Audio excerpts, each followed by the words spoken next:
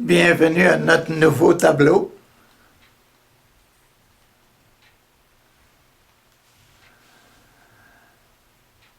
Hier, nous finissions l'évangile de Matthieu. Aujourd'hui, je voudrais commencer avec vous l'évangile de Saint Luc. Saint Luc. Et ce tableau-là, c'est vraiment l'évangile de Saint Luc. Hein?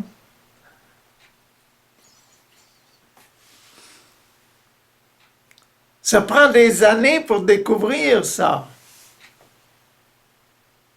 que c'est l'évangile de Saint Luc. Dans cette image-là, vous voyez que c'est une croix et une table d'autel. La table de l'autel, le plateau de l'autel, les deux pieds de l'autel pour tenir, les deux piliers pour tenir la table dessus. Et ici, au milieu, passant à travers l'autel, passant à travers l'autel, la croix.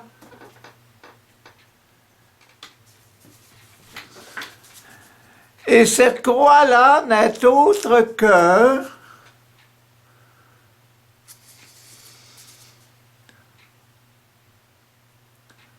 le glaive dont parle Saint Luc, l'évangile de Luc, dont parle Luc dans la présentation de Jésus au temple.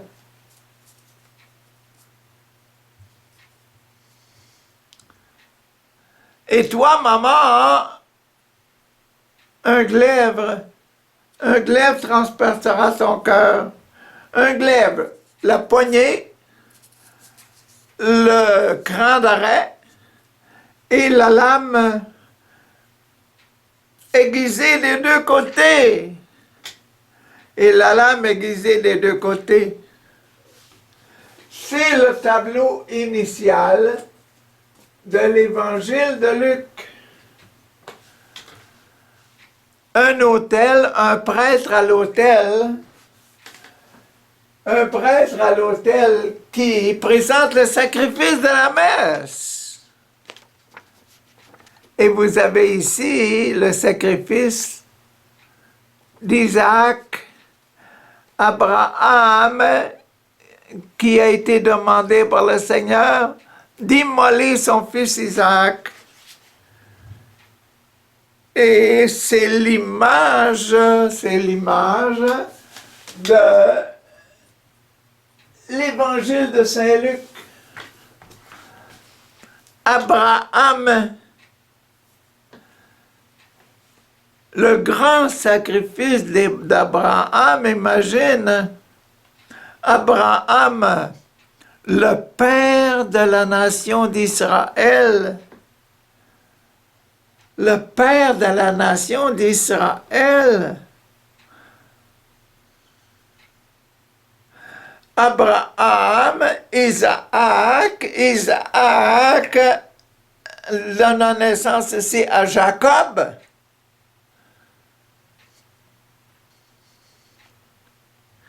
Et Jacob, les 12 fils de Jacob devinrent les 12 tribus d'Israël. Le nom de Jacob fut changé en Israël.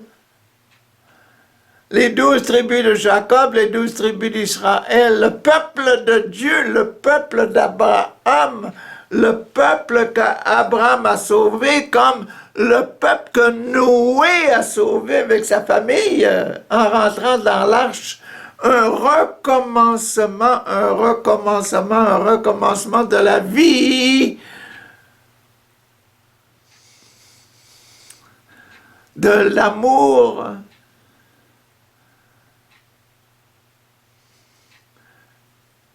dont Dieu avait vu être disparu de son peuple du temps de Noé.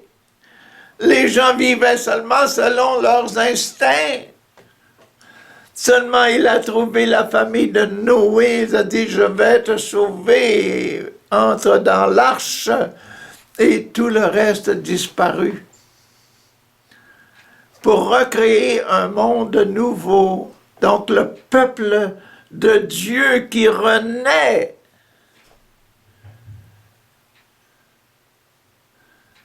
Et avec Jésus-Christ, c'est la nouvelle vie qui commence, et cette nouvelle vie-là que l'on voit ici. La vie en Église, alentour d'une table, et un fils immolé. Le fils immolé, c'est lui. Je vais les laisser de côté, je vais les laisser en bas ici. Pour que vous puissiez mieux voir que la partie importante dans l'évangile de Luc, c'est le sabre, le poignard,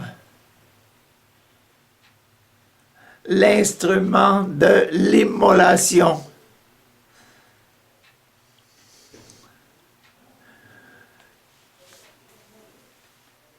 Cette croix-là, c'est le glaive. Et Luc va, pour son évangile, Luc va d'abord parler de la croix complète ici, de ce glaive complet. Il va d'abord décrire le glaive complet. Et quand il sera rendu à la fin du glaive, il va commencer le tableau et on remettra à ce moment-là, on remettra nos deux. Parce que ces tableaux-là sont quoi? Ils sont les béatitudes.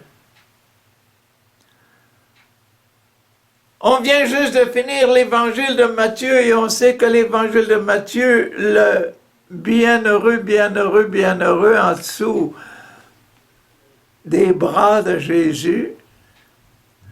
Jésus monte sur la montagne et dit bienheureux.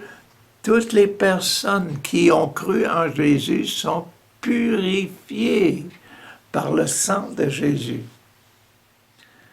Ici, même, absolument le même esprit se met dans l'évangile de Luc.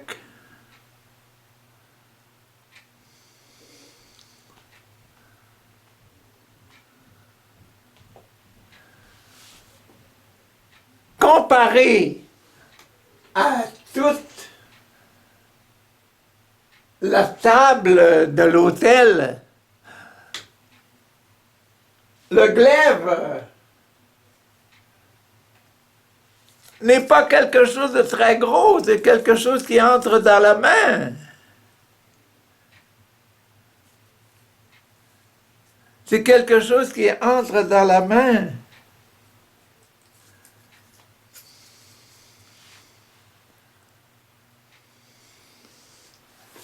Et remarquez que le glaive, si je compte les parties, 1, 2, 3, 4, 5, 6, 7, 8, 9, il y en a 10.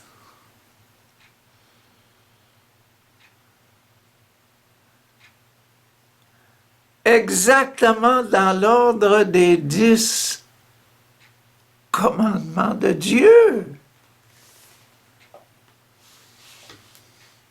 Des 10 commandements de Dieu.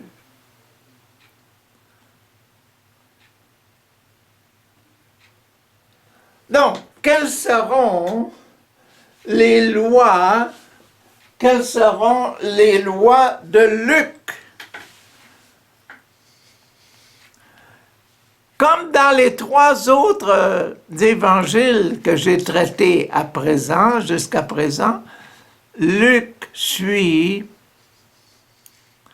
des lois bien précises. Les mêmes lois que les autres. Le Notre Père, qui es aux cieux, que ton nom soit sanctifié, que ton règne vienne, que ta volonté soit faite sur la terre comme au ciel. Donne-nous aujourd'hui notre pain de ce jour. Pardonne-nous nos offenses comme nous pardonnons aussi à ceux qui nous ont offensés. Ne nous soumets pas à la tentation, mais délivre-nous du mal. Jusqu'au pied, délivre-nous du mal. Le Notre Père. Et c'est en suivant ce Notre Père que j'ai découvert tout ça.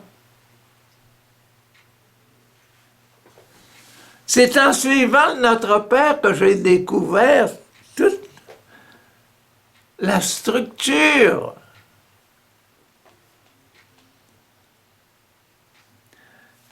des 4 évangiles.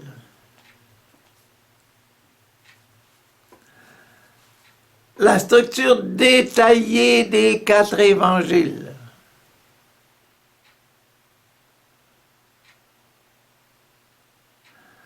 Parce que le Notre Père donne un petit passage. Chaque fois que j'arrivais à un passage suivant, je finis celui-là, mettez-le de côté, mettez-le à sa place, mettez-le à sa place, mettez-le à sa place, mettez-le à sa place. Et c'est là que j'ai découvert tout ça.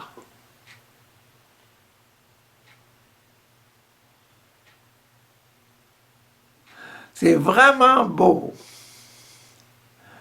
C'était vraiment intéressant et ça m'a pris des années à découvrir.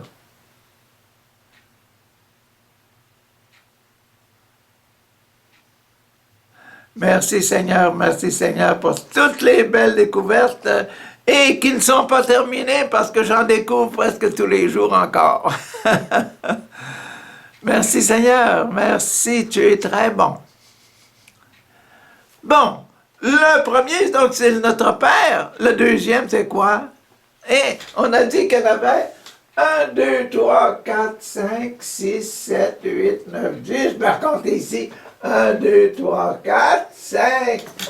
Oh. 5, 6, 7, 8, 9, 10. Il y en a 10 aussi dans la table. Donc, Luc prend le Notre Père et il prend aussi les 10 commandements.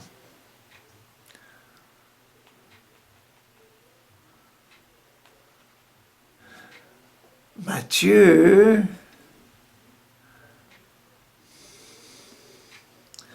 le Saint-Esprit a fait un effort tout à fait spécial dans Matthieu parce qu'il a donné à Matthieu les secrets du « Je crois en Dieu » qui est dans toutes nos églises catholiques du monde entier. Je crois en Dieu et le « Je crois en Dieu », on le récite à chaque samedi saint, la Pâque. À chaque Pâque, on récite le « Je crois en Dieu ». Et chaque dimanche, dans nos églises,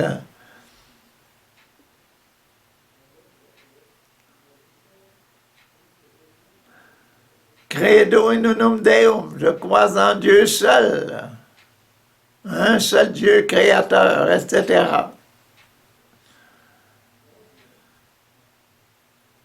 Les grandes fêtes, les dimanches, les grandes célébrations.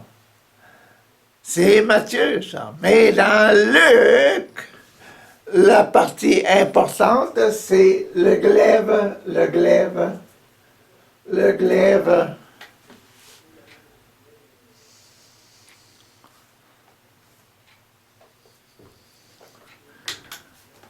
Qu'est-ce qu'il y a dans le glaive? L'histoire d'aujourd'hui. L'histoire d'aujourd'hui sera le premier en haut. un seul passage aujourd'hui. Et tout le bloc suit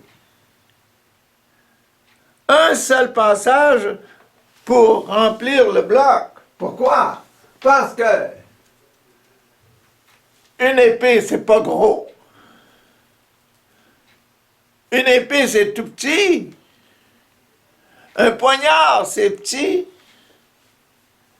Donc, ici, la tête du poignard n'a pas besoin de beaucoup de mots pour remplir la place qu'elle est supposée d'être là dans le sommet du poignard, dans le manche du poignard.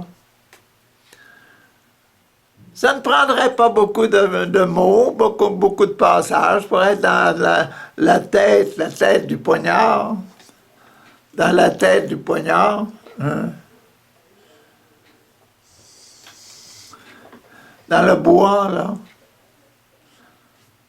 Il reste dans la main une petite pomme au bout de votre poignard à maison, de vos couteaux à maison. Hein? Quand vous faites la cuisine. Ah! Luc va faire une petite introduction. Le premier passage va commencer un peu plus bas. La petite introduction de Luc, pensons un peu à la petite introduction de Luc au sujet de son évangile. Qu'est-ce qu'il pense de son évangile? Cher Théophile, mon ami Théophile, Théophile veut dire ami de Dieu. Donc, il parle à l'ami de Dieu, et je vous parle à vous autres, là. Cher Théophile, cher ami de Dieu, plusieurs personnes ont essayé d'écrire le récit des événements qui se sont passés parmi nous. Ils ont rapporté les faits tels que nous les ont racontés, ceux qui les ont vus dès le commencement et qui ont été chargés d'annoncer la parole de Dieu. Chacun a fait son effort. Et maintenant, à mon tour, je me suis renseigné exactement sur tout ce qui était arrivé depuis le début à Jésus.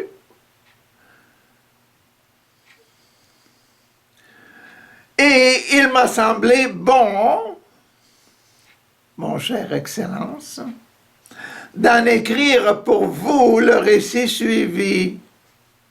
Je le fais pour que vous puissiez connaître la vérité des enseignements que vous avez reçus,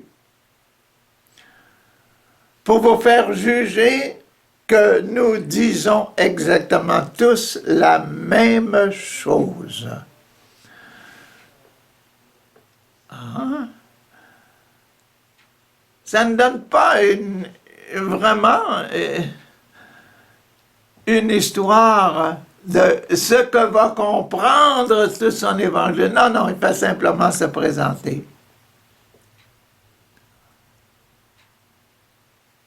Je suis Luc et je parle à des amis, à vous qui me sommes très chers parce que vous aimez Dieu. Théophile, il nous appelle Théophile. Théos, Dieu, et Philéo, amour, aimer. Aimer Dieu, à nous qui aimons Dieu. Donc, je vous adresse, voici le premier passage de l'évangile de Luc qui commence maintenant. Et le titre, un ange annonce la prochaine naissance de Jean-Baptiste. Bon, comme je vous ai dit, Notre Père, au nom du Père et du Fils et au nom du Père, notre Père qui es aux cieux, que ton nom soit sanctifié. Il va commencer par que ton nom soit sanctifié. Que ton règne vienne, que ta volonté soit faite. Donc le baptême va commencer par le baptême.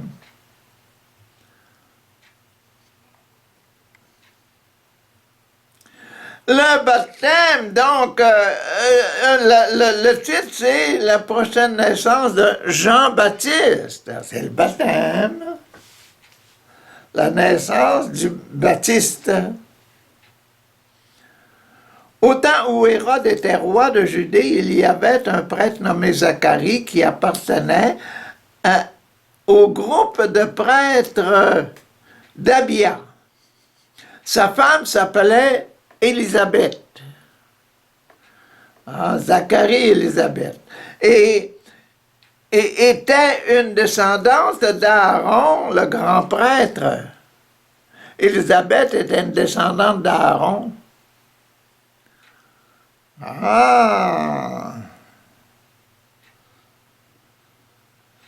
Ils étaient tous deux juste devant Dieu. Tous les deux étaient des grands saints, des grands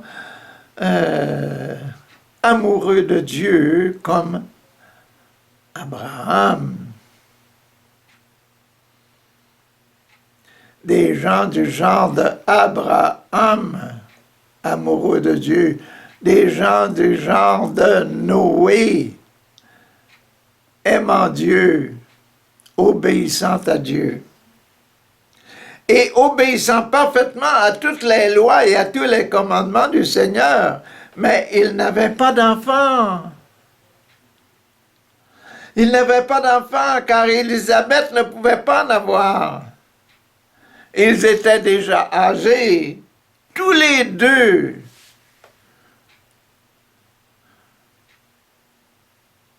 Zacharie et Élisabeth. Un jour, Zacharie exerça sa fonction de prêtre devant Dieu, car c'était autour de son groupe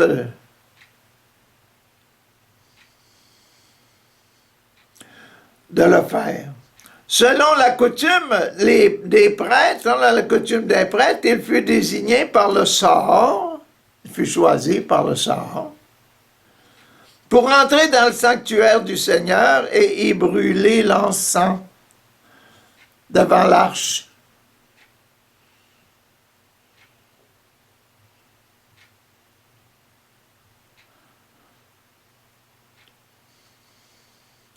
Devant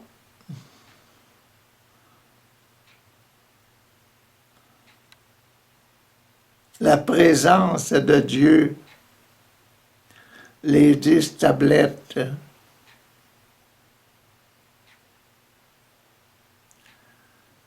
Voilà la présence de Dieu.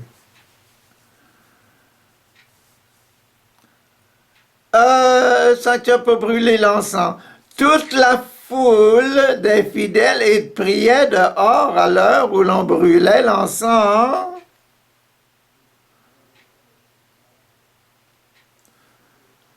Un ange du Seigneur apparut alors à Zacharie. Il se tenait à la droite de l'autel. Se tenait à la droite de l'autel.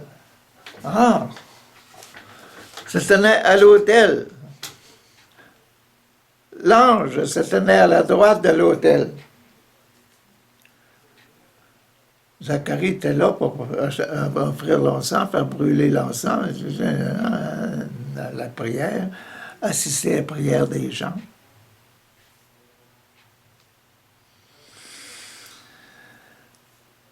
Il se tenait à la droite de l'autel, servant à l'offrande de l'encens. Quand Zacharie le vit,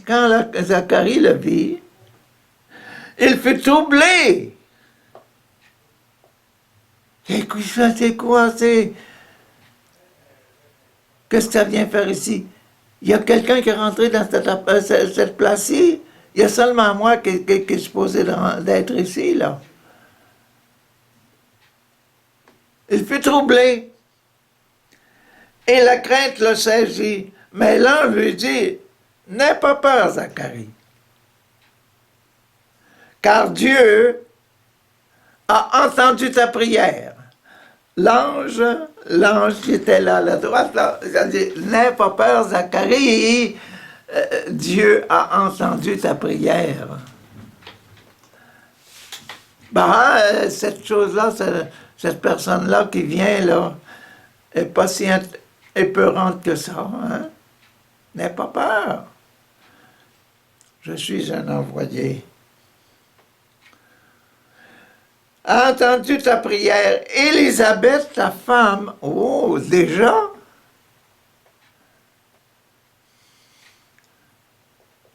Et c'est quelqu'un-là qui connaît des choses, qui arrive, il pense, c'est quelqu'un-là qui connaît des choses que moi je ne connais pas. Élisabeth, ta femme, te donnera un fils et que tu nommeras Jean.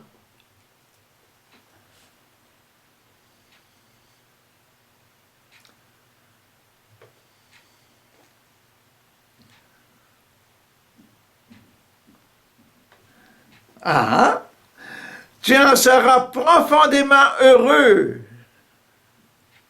Tu en seras profondément heureux de ça.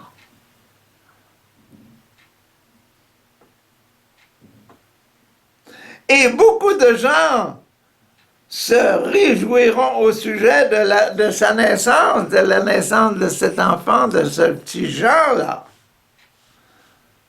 Beaucoup de gens se réjouiront. Toi, tu en seras tellement heureux et beaucoup de gens se réjouiront. Car ce sera un grand homme aux yeux du Seigneur. Il ne boira pas de vin. Attention, Zacharie, tu ne donneras pas de vin, hein?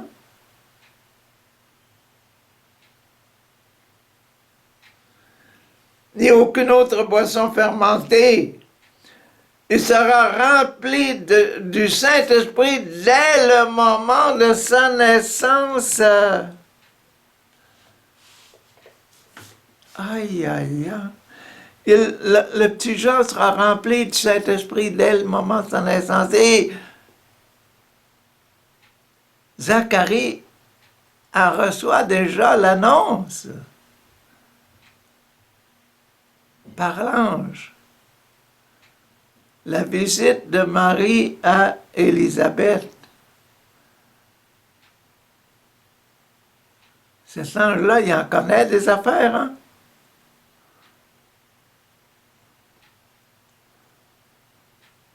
Mais Zacharie en apprend aussi, mais il va en profondeur, hein? Il doit aller en profondeur. Il sera rempli de l'Esprit Saint dès le moment de sa naissance. Il ramènera beaucoup d'Israélites au Seigneur Dieu. Sa fonction de ton genre, là, ce sera de ramener beaucoup d'Israélites au Seigneur Dieu, à Yahvé. Ah, mon petit Jean, je vais avoir beaucoup de travail avec lui, hein, pour lui faire accepter ce message-là. Il s'avancera lui-même devant Dieu avec l'esprit et la puissance du prophète Élie. Jean s'avancera devant Dieu avec l'esprit du prophète Élie. Il y a un seul Dieu, et ce Dieu est le plus fort que tous les autres dieux possibles dans le monde entier. Oh, tous les prophètes dehors. Et Jean aura cette présence spirituelle dans le monde, là. Et on est dans la tête ici, là. Le premier passage dans le haut, là. Le premier des passages, là. Ah! Prophète Élie, pour mettre d'accord les pères avec leurs enfants et ramener les désobéissants à la sagesse des hommes justes. Jean-Baptiste, c'est lui qui va dire aux soldats, faites pas ci, faites pas ça. Il va dire aux aux scribes, hein, bande de vipères. Hein. Aïe, aïe, aïe, aïe, aïe, aïe, aïe. Il formera un peuple prêt pour le Seigneur, pour Jésus qui va s'en venir, pour le Jésus qui doit s'en venir. Il va préparer le peuple.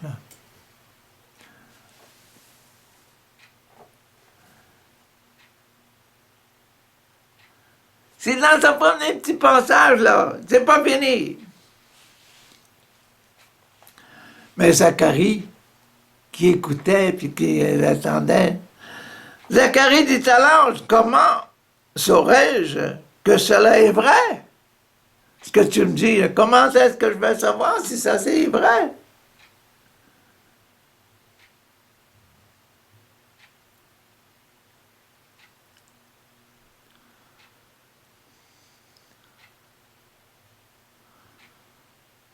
Dans toutes les apparitions à travers le monde, apparition de la Vierge Marie ou autres, les visionnaires ont toujours eu de grands problèmes avec leur Église.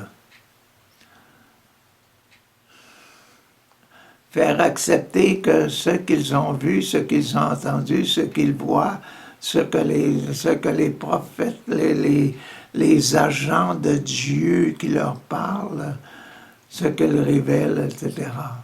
Les donner ça à l'Église. Ils ont eu énormément. Ça continue, ça continue. Zacharie est dans cette image-là, nous donne cette image-là que c'est pas facile de prouver que toi, l'ange de Dieu, toi, la Vierge Maman Marie, tu m'as apparu là. C'est pas facile de dire aux autres que c'est vrai, ce que tu nous dis. Pas facile.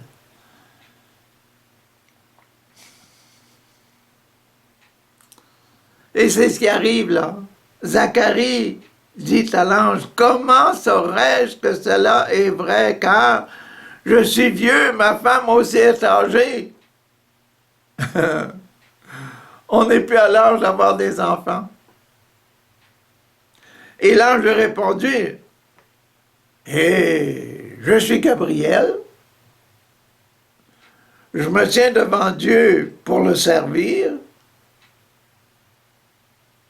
Il m'a envoyé pour te parler et t'apporter cette bonne nouvelle. Je fais simplement obéir à Dieu, à Yahvé. Je viens simplement t'apporter la bonne nouvelle. Mais tu n'as pas cru à mes paroles qui se réaliseront pourtant au moment voulu.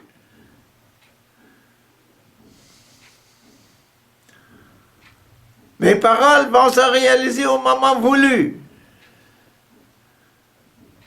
C'est pourquoi tu vas devenir muet, tu seras incapable de parler jusqu'au jour où ces événements-là se produiront. Tu vas rester muet jusqu'à ce moment-là. Ah, voici la clé de la vérité. Il va y avoir un événement qui va déclencher la foi de l'Église. L'événement clé.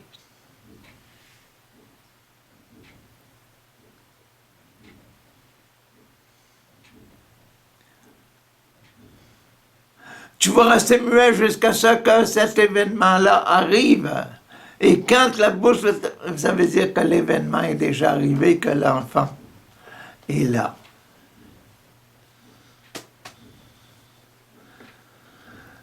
Pendant ce temps, les fidèles attendaient Zacharie et s'étonnaient qu'il reste si longtemps à l'intérieur du sanctuaire.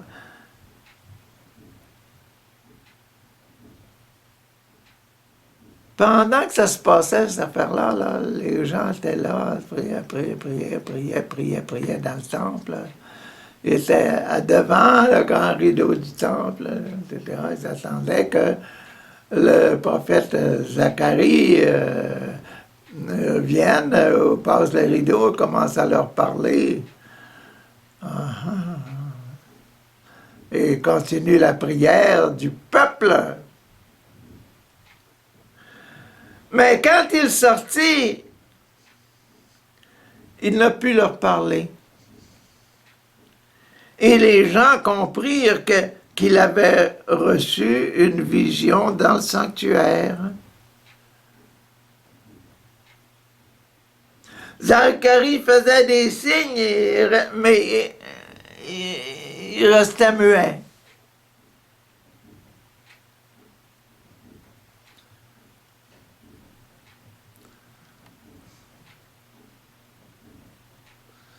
Et quand Zacharie a achevé sa période pour les prières, là, c'est pas juste une journée, cette affaire-là, c'est une période de temps dans l'Église, hein, où il devait servir dans le temple. Il retourna chez lui.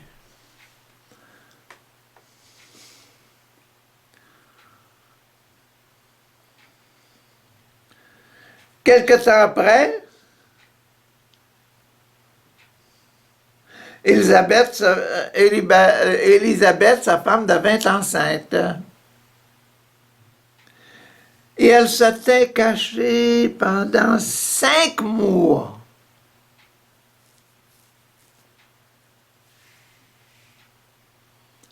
À mon âge, devenir enceinte, c'est ridicule. C'est pas possible. Est-ce que c'est vraiment ce que je suis enceinte ou est-ce que c'est pas quelque chose de psychologique, physique, qui va me demander d'une opération, des choses comme ça? Quoi? Qu'est-ce qui se passe? Elle est restée 5 mois cachée. Elle se disait, voilà que le Seigneur a fait pour ce que le Seigneur a fait pour moi. Elle se disait, en même temps, elle croyait que c'était l'enfant avec les mouvements de genre dans son ventre, du bébé dans son ventre. Elle se disait, c'est vrai, c'est vrai. Probablement que la visite de l'ange et tout ça, Zacharie l'avait déjà mis par écrit pour elle. Expliqué par écrit. Il y a eu le temps en masse. Quantité de temps pour expliquer à Élisabeth que l'ange lui avait apparu et qu'elle devait s'attendre à avoir un enfant. Et Élisabeth soutenait la foi d'Élisabeth. Mais je ne suis pas malade. Je suis simplement que dans la période de temps que Dieu a prévue. Voilà ce que le Seigneur a fait pour moi. Il a bien voulu me délivrer maintenant. Il a bien voulu me délivrer maintenant de ce qui causait ma honte devant les hommes. Une belle femme, bien conservée, incapable d'avoir d'enfants, incapable d'avoir enfants, incapable d'avoir d'enfants. Là, c'était quoi? Me délivrer maintenant de ce qui causait ma honte. Je suis belle, j'aime Dieu, je prie comme une sainte,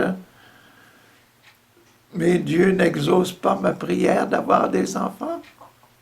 Ah, maintenant, voilà le fruit, même si je suis âgé.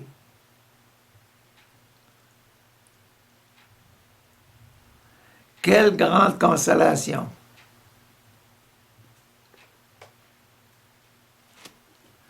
Et c'est le premier des passages là, dans le haut, là. C'est le premier passage-ci. Il va y en avoir 1, 2, 3, 4. Il va y en avoir 4 comme ça. 4 passages comme ça pour faire le commencement.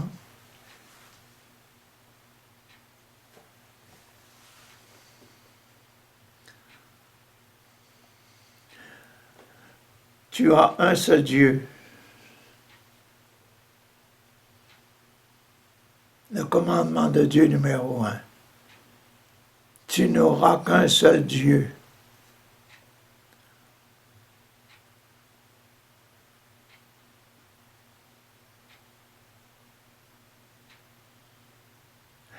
Et demain, on va passer dans le numéro 2. Tu n'auras pas d'autre Dieu que moi. Ah, ça veut dire quoi? Bon, on va le savoir demain. Bonne journée.